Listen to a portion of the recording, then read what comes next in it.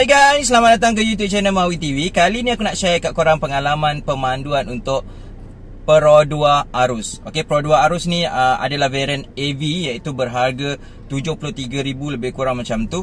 Dan ianya adalah pilihan untuk mereka yang mencari sebuah kereta 7 tempat duduk dengan harga yang agak bajet di Malaysia pada hari ini. Okey, jadi ini adalah pilihan yang terbaik. Okey, aku pun lihat masa aku nak beli Xpander, aku lihat pilihan yang lainnya adalah Rush. Tapi Rush ni 20,000 lebih mahal daripada Arus ni. Jadi aku rasa no point untuk kau beli Rush, sebabkan Arus ni sebenarnya dan Rush ni keluar daripada kilang yang sama. Jadi no point. Dan spesifikasi pun lebih kurang sama. Cuma kalau Rush ada TSS, Toyota Safety Sense, jadi Pro 2 ada ASA 2.0. Jadi kalau kau nak tahu pengalaman pemanduannya, jangan lupa like dan juga subscribe YouTube channel Mawi TV. Kita jumpa sebentar lagi.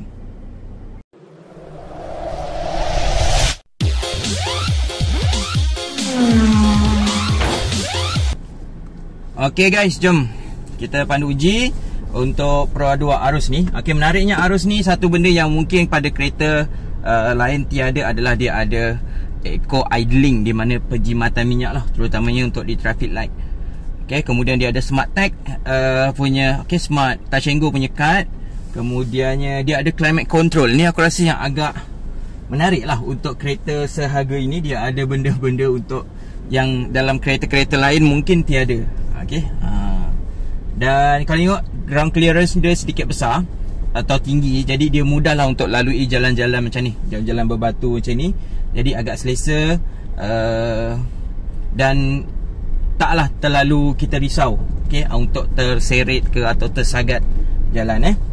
Alright, jom kita masuk ke jalan ni. Sebab aku sekarang berada di homestay di Melaka. Jadi kawasan ni memang dia bagi, okey, dia bagi kawasannya memang ada kawasan ni lah, off-road sikit. Okey, aku rasa sedikit tinggi, ketinggian dia ni aku rasa, dan berbanding Xpander aku rasa ini lebih tinggi lah, posisi elongan badan dia. Okey, menariknya dia ada one touch yang Xpander sendiri tak ada. Okey, kat depan tu aku nampak Arus. Kau nampak tak Arus tu? Okey, tu Arus warna merah. Sorry, Arus Rush warna merah ni. Okey, jadi Rush tu nampak sedikit messy lah, ataupun sedikit berserabut lah pada aku dia punya rekaan. Okey, rekaan dia mungkin sedikit berserabut kerana macam over sedikit lah. Yang ni aku rasa lebih look handsome, lebih nampak meyakinkan, ataupun lebih nampak matang sedikit lah. Okey, berbanding Rush yang macam over sedikit pada aku. Okey, ada segi suspension aku rasa dia sedikit bergoyang, atau setengah orang yang ekstrim akan cakap sampan lah. Okey, sebab untuk perjalanan yang biasa pun dia macam ada macam elongan tau. Dia belum lagi seleko. Untuk jalan yang biasa yang straight, tapi seram nak ambil seleko ni, sebab rasa dia membuang teruk gila. Okey, satu sebab dia tinggi, mungkin suspension yang dibekalkan pun belum cukup baik lah aku rasa. Dan aku, kalau Xpander tu aku rasa macam bersyukur tadi bila aku lalu seleko tu, macam Xpander taklah seteruk tu dia punya feel membuang tu okey, tapi pada aku ianya sesuai untuk kereta yang tinggi macam ni. Jadi untuk pacuan belakang lagi, jadi untuk dibawa ke kawasan-kawasan luar bandar, pada aku ianya adalah satu pilihan yang agak baik yang boleh korang pertimbangkan kereta ni. Betul lah, dia hampir memberi kita pengalaman bentuk muka bumi. Aku rasa kalau korang adalah menteri kerja raya ke, aku cadangkan korang beli kereta ni untuk feel sendiri macam mana bentuk jalan raya kita lah. Sebab boleh rasa setiap lekuk-lekuk tu kita boleh rasa. Dia tak terhentak tau, tapi dia macam bagi kita rasa. Okey, kalau kau naik kancil tu geregang kan, tapi yang ni dia macam memberi pengalaman apa bentuk jalan raya yang terdapat di dalam negara kita ni. Okey, sebab ketinggian walaupun 1.5 cm tu, efek dia kepada kereta tu agak nampak besar sebenarnya. Okey, kerusi ni kalau kau tengok dari depan ni, dia rendah sedikit, kecil sedikit daripada posisi memandu aku atau badan aku. Jadi mungkin untuk jalan jauh mungkin ada efek untuk rasa penat sedikit lah. Okey, dia tak support kita. Okey, seperti expander juga aku nampak dia bila kita tekan untuk ambil kuasa tu dia tak pergi. Okey, dia macam ada lag sedikit. Lag tu bukan disebabkan lag kerana ada lag, tapi lag tu kerana power tu baru dia nak baca. Okey, baru dia nak baca dia punya gear, nak masuk gear berapa. Okey, power ni pada aku setakat ni untuk seorang memadai. Tapi aku ada pengalaman expander tu bila bawa beramai-ramai, bawa penuh, dia memang rasa under power, terutamanya risiko semasa nak memotong. Tapi syukurnya untuk transmisi pada arus ni dia bagi korang D3 kat sini. Okey, dia ada gear 3. Dia tak ada shift button atau body off punya button, tapi dia bagi kau D. Jadi boleh feel macam bawa manual lah, tolak sini. Okey, macam itu. Dan kalau nak dua boleh tolak lagi ke bawah. Dia tak ada manual, tetapi dia ada pilihan gear 3 dan gear 2 serta L. Okey, itu aku rasa membantulah, sebab aku ada gunakan gear ni sebenarnya pada zaman Vios Dugong. Jadi Vios ni dia punya gear ni berliku ni pada aku mula nampak cool juga. Tapi lama-lama bila ada anak, kita dapati anak kita akan tertendang. Aku ada risiko lah, ataupun rasa agak seram lah kalau dia tertendang. Contoh tengah drive B, tiba-tiba dia tertolak ke R. Aku tak pasti sama dia ianya boleh berlaku atau tidak. Tapi kalau dari D pergi ke 2, pergi ke 3, pergi ke N tu memang biasalah kalau ada anak kecil. Okay, pastikan anak korang pakai seatbelt dan duduk ataupun duduk dalam car seat lah. Alright. Jadi dari segi pemanduan santai, aku rasa ianya cukup memberikan tenaga. Handling tadi aku dah bagi tahu yang ianya sedikit membuang dan sedikit bergoyang, membuai. Dan kemudiannya suspensionnya tak selembut untuk expander. Expander aku rasa lebih lembut, ataupun bukan lembut lah, dia lebih comfort. Yang ini taklah terlalu keras, taklah terlalu sporty, tetapi bagaimana dia merasa ataupun melalui jalan-jalan tu. Okey, ni aku rasa dia tengah idling. Okey, sebab tiba-tiba ada senggutan tadi, aku rasa ianya mungkin sedang idling.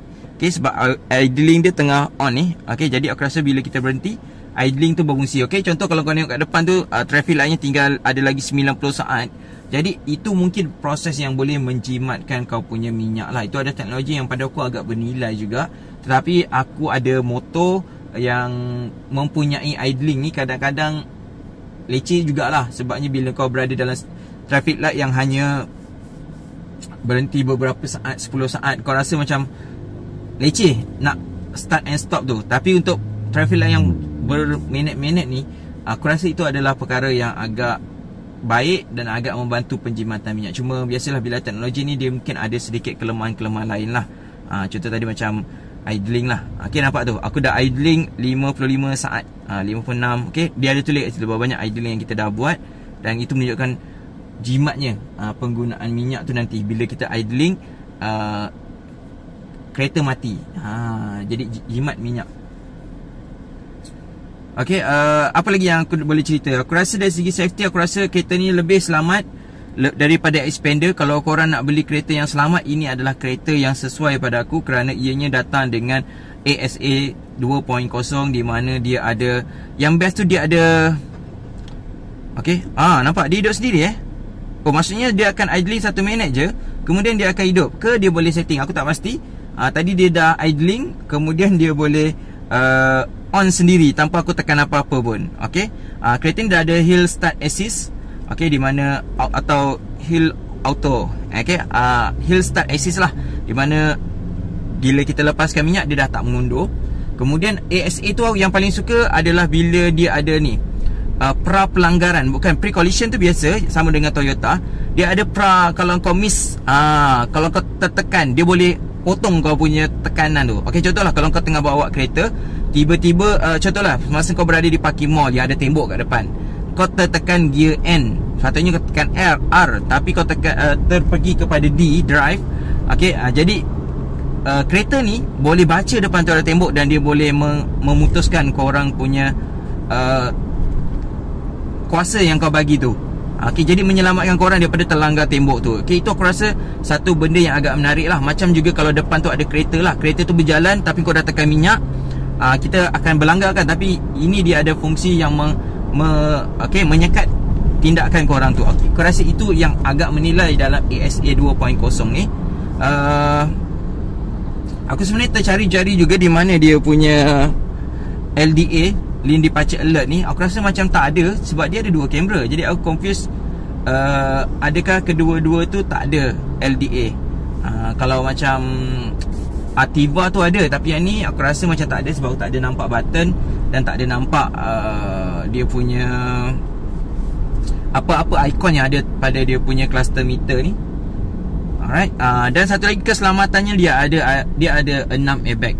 Sedangkan expander BRV hanya ada 2 airbag. Okey, expander Arus dan juga Rush mempunyai 6 airbag, yang jadinya ianya lebih selamat untuk sebuah kereta keluarga.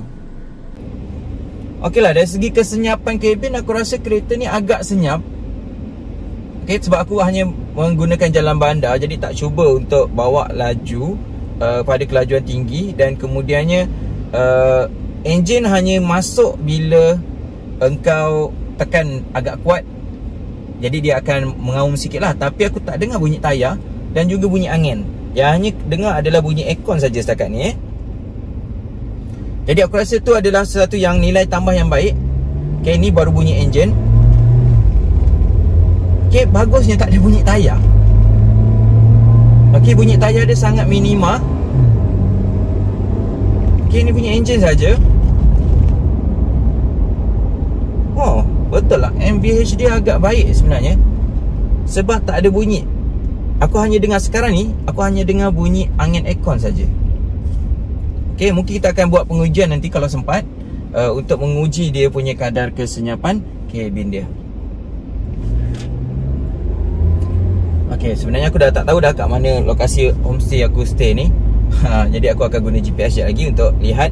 Okay, jadi sampai di sini saja perkongsian aku tentang Pro 2 Arus.